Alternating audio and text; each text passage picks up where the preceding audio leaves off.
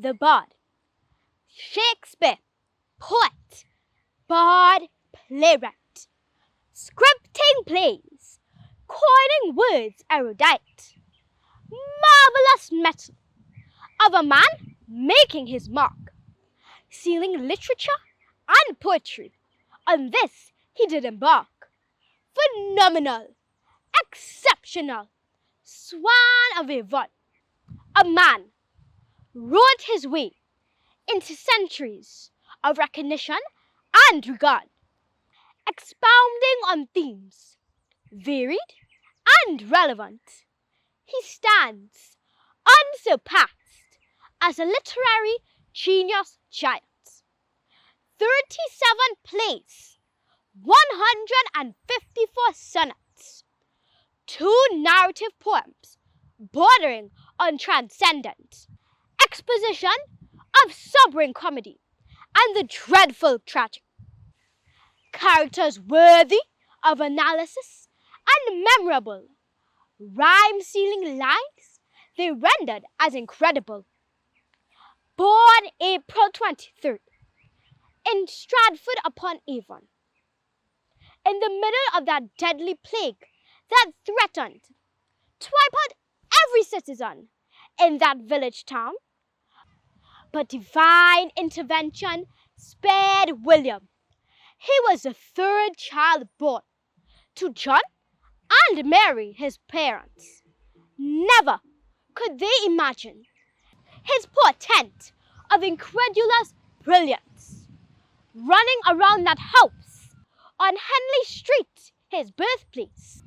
The walls never echoed his voice and vibrance for stage.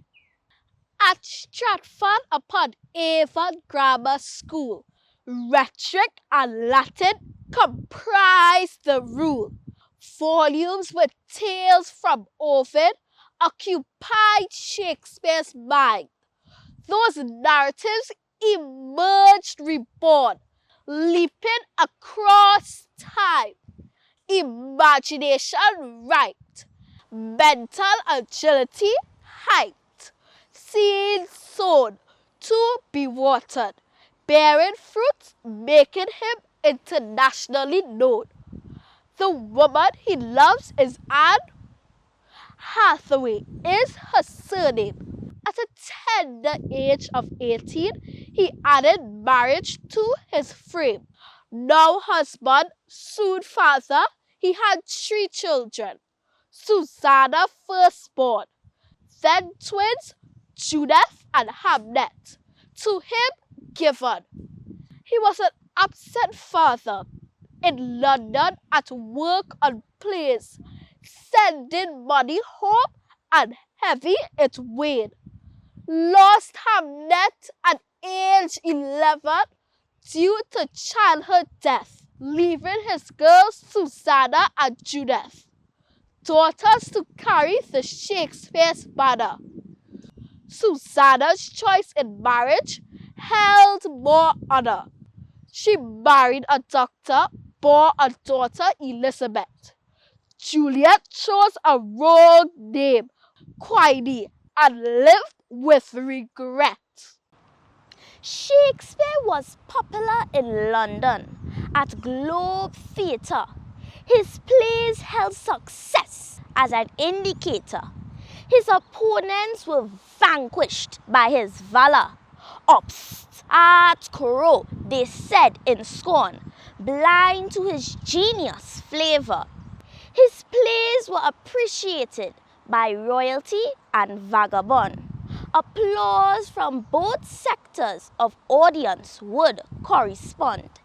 10 tragedies, 17 comedies, glorious histories, all created with supreme consistency.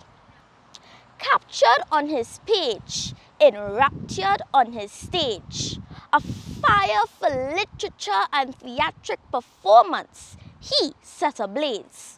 After the tempest, he put down the quill.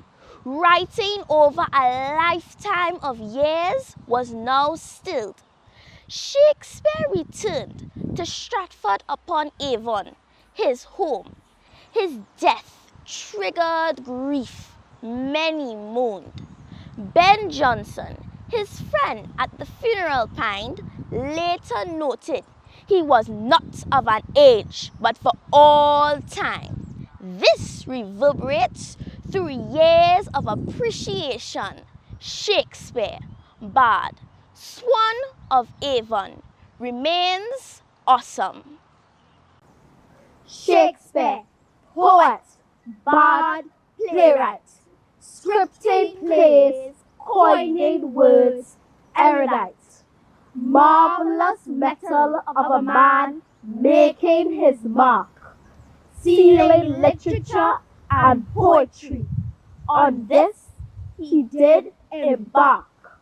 Shakespeare, bard, Swan of Avon, remains awesome.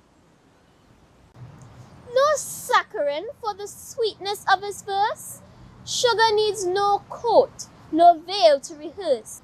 For all is true to the essence in the sacrament of the sonnets.